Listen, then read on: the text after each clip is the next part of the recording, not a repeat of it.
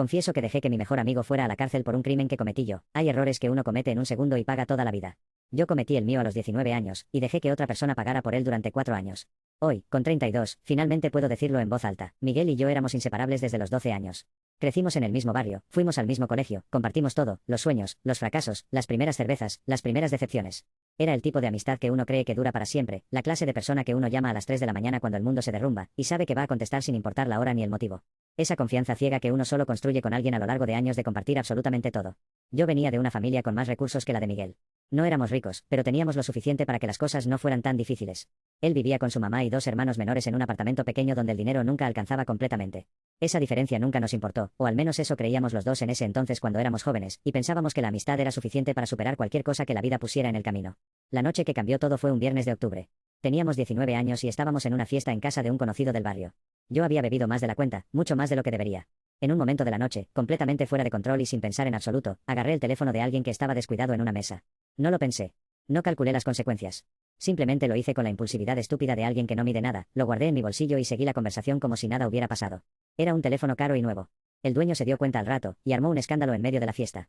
Alguien llamó a la policía. En el caos de esa noche, con todos corriendo hacia la salida y el pánico apoderándose de la situación, yo le pasé el teléfono a Miguel sin explicarle absolutamente nada, solo le dije guárdame esto un momento y él lo guardó sin preguntar, sin cuestionarme, sin pedir ninguna explicación, como hacen los verdaderos amigos cuando confían en ti de manera absoluta y sin condiciones. La policía llegó minutos después. Empezaron a revisar a varios de los que seguían en el lugar. Encontraron el teléfono en el bolsillo de Miguel. Yo vi todo desde el otro lado del salón con una cerveza todavía en la mano. Vi cómo se lo llevaban esposado entre 2 policías.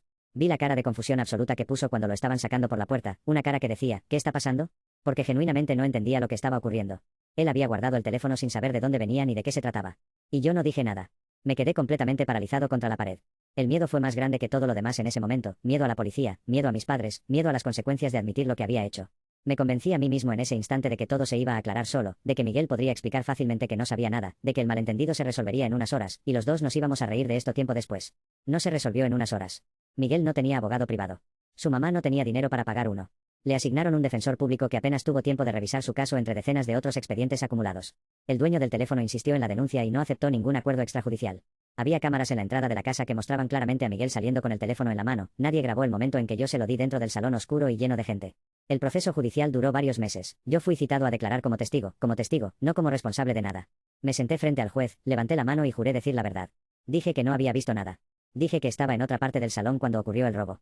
Mentí frente a un juez con Miguel sentado a pocos metros de mí, mirándome con una expresión que todavía hoy, 13 años después, no puedo sacarme de la cabeza cuando intento dormirme. ¿Qué había en esa mirada? No era odio, eso habría sido más fácil de procesar para mí. Era algo mucho peor. Era una pregunta sin palabras. Era el silencio de alguien que todavía confía en ti aunque no tiene ninguna razón lógica para hacerlo.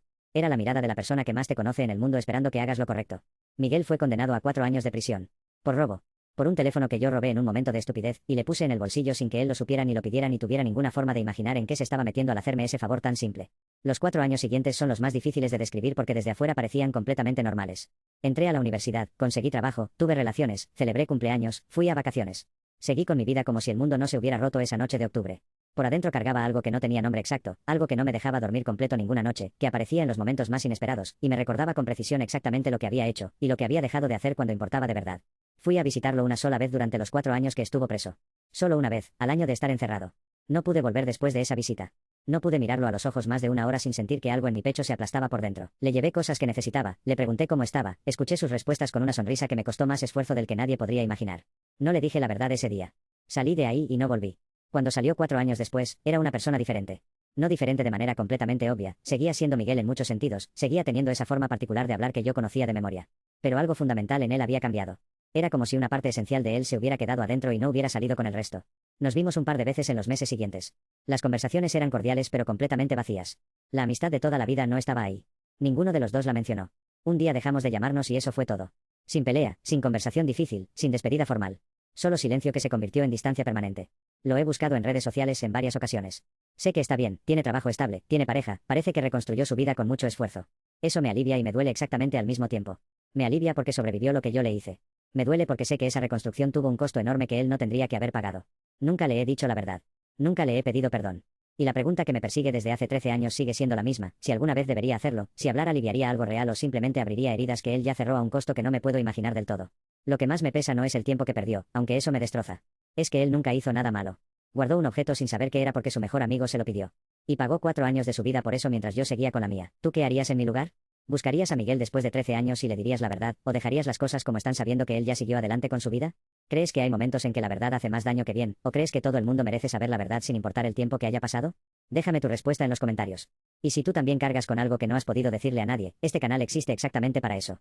Suscríbete, cada semana una nueva confesión que no vas a poder dejar de escuchar.